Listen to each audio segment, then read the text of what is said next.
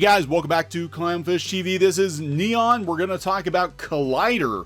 Yeah, the website Collider, the YouTube channel Collider, we're going to talk about them because this is potentially a case study as to why digital media hates YouTubers and individual content creators so much. Not that Collider is throwing a lot of shade at individual YouTubers that I'm aware of, but I just want to show you why these news outlets look so bad now compared to individuals just doing YouTube out of their spare bedrooms or garages or whatever, that once upon a time you needed to have a full staff to make a living doing video content, running websites, etc. And that is not the case. So before we get into the video, please subscribe for more pop culture, news, views, and rants here on CLOWNFISH TV. We're at about 86,000 subs, hoping for 100,000 soon. Thank you so much for the support. We've actually exploded over the last couple months. You guys have been amazing. Thank you for that. Thank you for listening to our opinions, and we're hoping to bring you better content, more content in 2020. We got some plans of our own, but we're going to talk about Collider's plans in 2020. If you work for Collider Video, your 2020 is not off to a good start. They shut down a whole bunch of shows. Just boom, just pull the plug, just like that. Collider cancels Star Wars themed Jedi Council and other original shows as part of a video refocus. I'm using finger quotes here. Video refocus. That sounds pretty ominous, but they tried to put a positive spin on it. So, entertainment news site Collider announced on Thursday that as part of what it describes as a refocusing effort, it has canceled 4 of its original video programs. On the chopping block are Movie Talk, Collider Live, Jedi Council, and Heroes. As of January 2nd, production has ceased on all 4 shows. We cannot begin to express the depth of our gratitude to our loyal fans and to those who worked tirelessly on those productions, said Mark Fernandez, CEO. Collider said in a statement announcing the move that the site continues expanding its commitment to high-quality scripted, unscripted, and celebrity-driven content across all media and platforms. Collider's video division will now refocus on premium content that goes beyond film and television commentary, and on popular series like Comic Book Shopping and the Deepfake Saga. The Deepfake Saga. Clickbait. They want more entertaining videos. They want to become BuzzFeed. Basically, BuzzFeed. People don't really watch BuzzFeed on YouTube for the news. They watch it for like the cooking shows and junk. Collider did not indicate if any members of its video division will be laid off. Going out to Twitter, I think a bunch of them either are going to be laid off or have been laid off already. We'll talk a little bit about that later. The company did say it will continue in-depth reporting on the entertainment industry with breaking news, original features, and extensive interviews, working alongside both Collider Video and Collider Games. So the last episode of the Jedi Council, they didn't get a goodbye episode. As I understand it, now I watched a video by John Campea, former Collider contributor, founder, co-founder. I don't know. I know he's been with it for a long time. I don't know John's involvement that much, but I watched a video by him last night, to try to get some information as to what's going on with Collider. And you know, he didn't really go into detail. He would not throw shade at Collider as a professional courtesy, but he did bring up a very valid point, a very good point. I think this is really the root of it, is that Collider's video views are not that great. For a news outlet as big as Collider, that's been around as long as Collider is, or has been, you know, the video views aren't that great. Collider, according to Social Blade, gets about 6 million views a month. Now, I don't know if this is average or what, but, you know, that sounds good.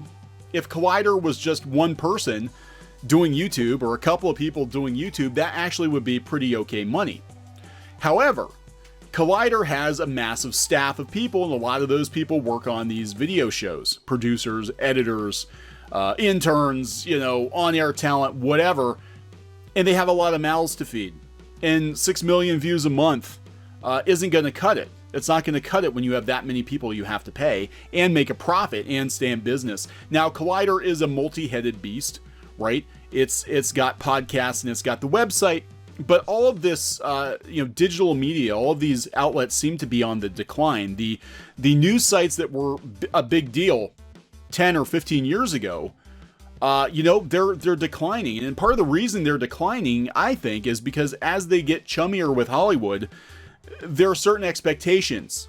You know, once upon a time, websites like Collider and you know, other sites like Comic Book Resources and Newsarama and Bleeding Cool, whatever, they were kind of outliers. They were sort of the counterculture websites, the counter to the newspapers.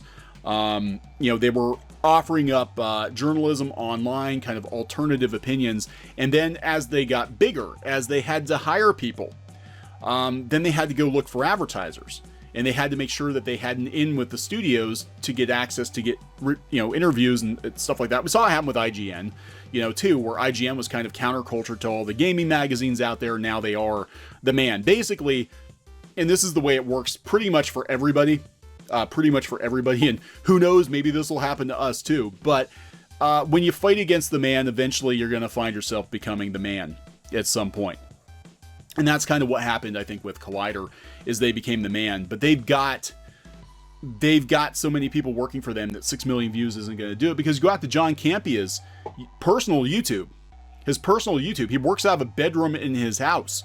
Now, you don't have to like John Campea. I actually don't watch John Campea that much. I am familiar with him back in the day from the movie blog. I actually ran across John Campea for the first time when he was getting into it with Paramount, because Paramount apparently invited him to go take pictures on the Transformers set, and he posted those pictures, and then legal contacted him and had him take it down. But he's come a long way since then. Some people like him, some people don't like him. I don't know. I don't really watch him, but I will say that 5 million, he's got 5.5 million views compared to all of Collider with a little over 6. So John doesn't have the overhead that Collider has. John doesn't have the mouths to feed that Collider has. And you go out to Nerdist, right? You go out to Nerdist, it's the same situation. Nerdist, 5.6 million views for all of Nerdist. Now, these websites and their YouTube shows, they try to run it like television. They've got these big fancy studios and the lighting and the big ass cameras. I saw Nerdist they had Mark Waid on Nerdist doing an interview about Comicsgate. And, you know, they had him in this studio space with the couch, and it was like, you know, watching a talk show. And then you realize that, like, they've got to pay all these people. They got to pay for that space. Now, the website does make money. As far as I know, it makes money, but it's also bankrolled by Legendary Entertainment, too. So they've got money coming in from other sources, because if they had to feed all those people on 5 million views a month, they wouldn't be able to do it. There's just no way. And that's really, you know, kind of the crux of what I'm trying to get to here, is that these legacy media outlets, if they haven't figured video out yet, if they haven't figured YouTube out yet, they're going to get left in the dust, because the eyeballs are transitioning to video. The people that used to read their websites 10 years ago, that demographic, they've moved on to YouTube for a number of reasons. One, YouTube is a hell of a lot more convenient, I think, to just, you know, listen to a video in the background or something other than go out and, you know, dig up articles. And also YouTube is still kind of, sort of, not as much as it used to be, but it still kind of is the Wild West, where anybody can come in and start a channel. And you don't have to pay a massive staff. I mean, there are kids out there, 18, 19 years old, some of them younger, getting many times, you know, Collider's views on just playing Fortnite, you know? So if you're bankrolled by investors and you're bankrolled by advertisers or movie studios or whatever, and they're going out there and they're looking and they're like, hey, how come this individual YouTuber is apparently making more money than you guys are, and we don't have to pay 20 people? You know, he doesn't have to pay 20 people. He's pocketing all the money, or maybe he's just hiring freelance help as he needs it. So I really think what's going on here with the legacy media, and we're actually referring to blogs, digital media, as kind of the legacy media now, because they haven't transitioned into video. What's going on here is not Collider necessarily, but a lot of these other outlets know what's going on here. They know that YouTubers are taking their eyeballs. They know that they can't compete, so they go attack the YouTubers. Just to put it in perspective, some of the news outlets that we've talked about here, you look at their YouTube and it's not sustainable. The Mary Sue gets 4,000 YouTube views a month on the Mary Sue. And look, here we go again. Nice studio space, couch, lighting. You've probably got a camera crew, for 4,000 views a month. If we get 4,000 views on a video, just Geeky and I working out of the corner of our house, if we get 4,000 views on a video, that video was a dud. And that's one video. So they've actually got people out there doing all this and trying to basically treat YouTube like television. And it's not working very well for some of them. Bleeding Cool, another one that went out there and went hard in the paint against comic book YouTubers, comic book reviewers, people talking about the industry on YouTube, because here's Bleeding Cool, which at one point in time was a huge news source for comics, and they're getting like 19,000 views a month because they haven't made that transition effectively to YouTube, although they're doing better now. They are up 87%, and maybe they'll make $77 this month. Anime News Network, again, long considered the authority on anime news. I'm using figure quotes for that because I think lately it's shown that they do have some bias toward their friends, you know, when it comes to which stories they cover and which stories they don't cover. But I digress. Anime content's huge on YouTube right now. It is. They're doing Pokemon videos. They should be getting all kinds of views, 8,000 views from Anime News Network, which has a massive forum. It has, you know, the website. I mean, that's not good. They might make $35 this month. Anime freaking News Network. So yeah, why are they going hard in the paint against YouTubers?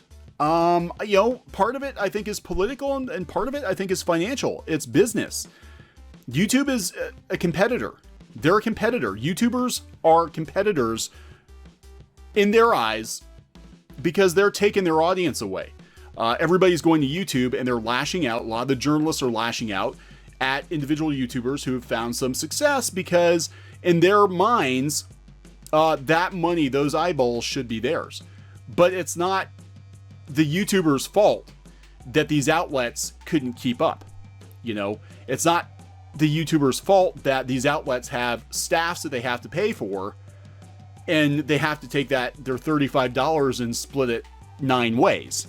You know, it's just because they didn't get in when they could have gotten in, or, you know, they just weren't good at it. And that happens too. There are outlets out there that are, you know, pretty well known, and they're doing pretty well on the blog side of things, but on the video side of things, they're not doing very well.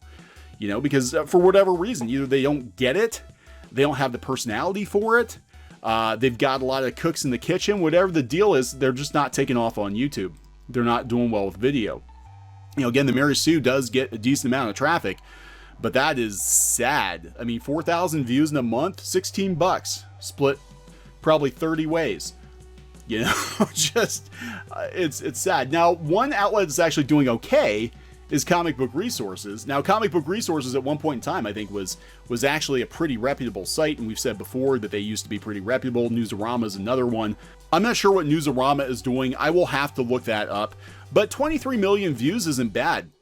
But then you think about it, this is all of Comic Book Resources that cranks out like freaking 20, 30 articles a day on top of the video. And then you go out to somebody like The Quartering, who gets half of what Comic Book Resources gets himself. You know, and he only does, you know, a couple of videos a day. He's not cranking out 4,000 articles, but he's using YouTube to bankroll his gaming site. So yeah, when you've got investors and they're kind of looking at you, or you've got advertisers and they're looking at you like, why with all of these people can you not compete? Why with all of these people working at Nerdist can you not get the traffic that John Campea gets? Disclaimer. CLOWNFISH TV last month. Now, we are not a big YouTube channel at all. I consider us a tiny YouTube channel. We work out of the corner of our house. We've only taken YouTube seriously for the last 6 or 8 months now. But we had almost 4 million views last month. That's just us, you know, working out of backwater Pennsylvania on, you know, gaming PC and working out of the corner of our house. We're getting almost as many views as freaking Nerdist. You know, we don't have a studio, obviously. We're working on that. We're working on getting some dedicated space. But again, it just shows you that, you know, the kind of the level of fail when these outlets, they just kind of relied, I think, for so long on their name and their brand, and they weren't really paying attention to what was going on, which is the audience was moving. And I think we're living in kind of a post-blog world right now where people want to watch more and more on video. And that's why YouTube has become more and more important and why it's become such a battleground, because a lot of these old school digital media outlets, not just the pop culture sites, getting into the mainstream media outlets like CNN and MSNBC and all that. The reason it's become such a battleground is that's where all the ad dollars are going. Advertisers go where the eyeballs are. The eyeballs are no longer on these blogs. So they're taking their dollars and they're going to the higher traffic YouTube channels. They're spending their money with YouTube. And this is the unified theory of everything. This is why these outlets are now creating clickbait articles. This is why these outlets are attacking, or their journalists are actually going out and attacking YouTubers. This is why everybody in mainstream media is suddenly dogpiling on YouTube, because it is absolutely a threat. It's a threat to their business models, and it's professional jealousy. I think on the part of individual journalists, it's professional jealousy because they don't have a YouTube channel. YouTubers are making more money than they are. These guys get paid like, 10, 15 bucks an article. They're lucky. A lot of times, maybe 25 if they do really well. YouTubers get that in like one super chat, So yeah, there's absolutely some professional jealousy, I think, going on there. But again, I listened to John Campea's video, and we'll talk a little bit about Kristian Harloff here too, and all the drama around that. And he was talking about the numbers, and he's 100% right. He's 100% right in what he was saying. Now, what I don't agree with him on, well, one, he was being very, very polite in the video, and I get the feeling that there's a lot of behind-the-scenes drama with him and Collider. I don't know the details, but he refused. He refused to spill the tea, I guess. But that's his decision. He can, do whatever he wants. But the one thing I strongly disagree with him on is that he says a lot of these people who have been laid off, and we're going to go out to Twitter and see who's been laid off, or, if anyone's actually come out and said they got sacked, that they're going to land on their feet. And the vast majority of them, I'm not trying to be a jerk, but the vast majority of them are not, because they can't build something themselves. Like a lot of the journalists working for a lot of these pop culture blogs, they need that system needs to have been created for them. If they had it in them to just go start their own YouTube channel or their own blog or something, they probably would have done it by now, because they stand to make more money doing it on their own. Now, Campea, he did start, I believe, the movie blog like 10, 15 years ago. This is not his first rodeo. So he gets it. He gets building something from the ground up. A lot of these other bloggers, a lot of these other video personalities, they don't understand how it works. They've never had to build anything on their own. They've never had to start from zero. And I mean, really, building a YouTube channel, if you've got the skills, isn't that terribly difficult. It really isn't, but it takes a lot of work. It takes a lot of hours. It takes a lot of unpaid time up front. And so many people now, so many journalists now think that because they have a degree and they went to school for journalism, that they are basically owed a job somewhere. And what's going to happen is they're in for a rude awakening. We're seeing it happen already with a lot of the other news outlets that have been laying people off, Vice and Vox and Gizmodo, that you have a lot of journalists out there who have been displaced. But meanwhile, in contrast to that, you have a lot of citizen journalists who are taking to video and taking to other platforms, and they're getting it done. So at this point, if you want to be a journalist or you want to be a media personality or whatever, you have to have some kind of an entrepreneurial bent. And if you don't, then you better find another career path, because you're not going to make it. These outlets are not going to be able to pay people to stay on staff if they can only pull in 6 million views a month. If their ad revenue's declining because of ad blockers and a lack of eyeballs on the website because people have moved on to other things. I'm just saying. So yeah, Kristian Harloff, who had a little bit of controversy earlier in the year because of Galaxy's Edge, right? Kristian Harloff from the Jedi Council was upset. Understandably so. I don't know if he dealt with it the best way, but he was upset that he was not invited to Galaxy's Edge, but just a freelance journalist, a female freelance journalist, was invited, probably at Disney's request, to go to Galaxy's Edge. And the reason she probably was invited, or Collider sent her, was because that is the demographic Disney is chasing with Star Wars right now, and especially in the theme parks. They want millennials and wine moms. We've said this before. So, of course, a lot of the other media outlets were, shaming Kristian Harloff for daring to get upset that as being the Star Wars guy over at Collider, he did not get an invite to go to Galaxy's Edge. The Mary Sue was very delighted to point out that white, middle-aged male Kristian Harloff didn't get to go to Galaxy's Edge, but a younger female reporter did, and wow, wow, wow. Now, the irony in all this is that Kristian Harloff apparently had some disagreements with Collider and left a couple of months ago. I didn't know that. I'm going to have to go watch his video, but I did watch a little bit of it, and he said he had some disagreements with them. So he jumped ship, and he'll probably go do his own thing if he hasn't already, and he'll probably be okay.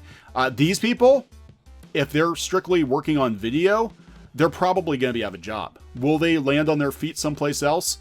Maybe. You know, maybe. But again, if you can't build your own thing, and you can't do it yourself and roll up your sleeves yourself and get to it and be willing to take your lumps at the beginning and be willing to basically put on all the hours and the time and the unpaid labor up front, and you expect to just be handed a $50,000 to $100,000 a year job, it's not going to happen for you. And insert the joke about learning to code right now, because that's probably your better bet than digital journalism.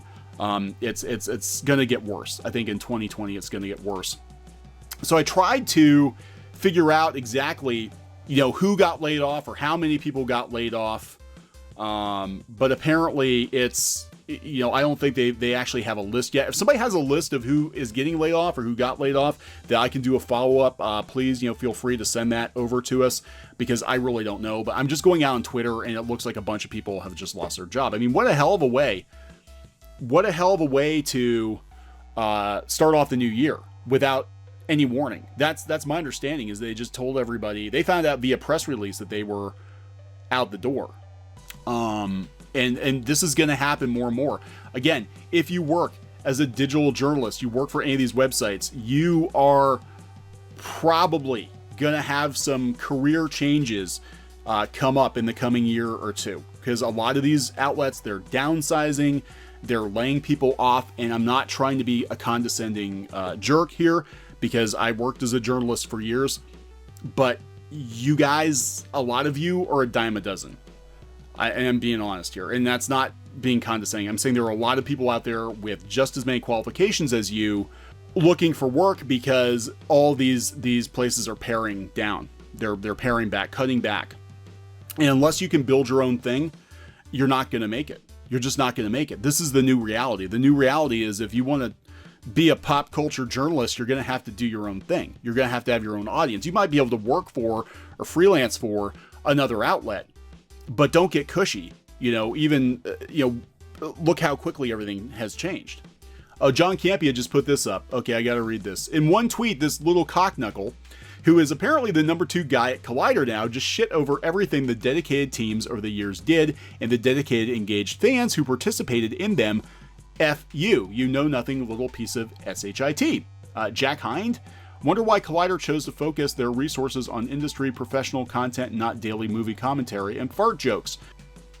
Oh boy. Oh boy. Yeah, so there's going to be a lot of drama. Maybe John Campea will spill the tea, but I'm going to do a follow-up on this as we get more information, but I'm just going to put it out there. You know, it's these sites are they're going to fold. I think they're going to fold within the next couple of years. I think a lot of them are, because all the ad dollars are going to video, and if they can't keep up, they're not going to be in business for much longer.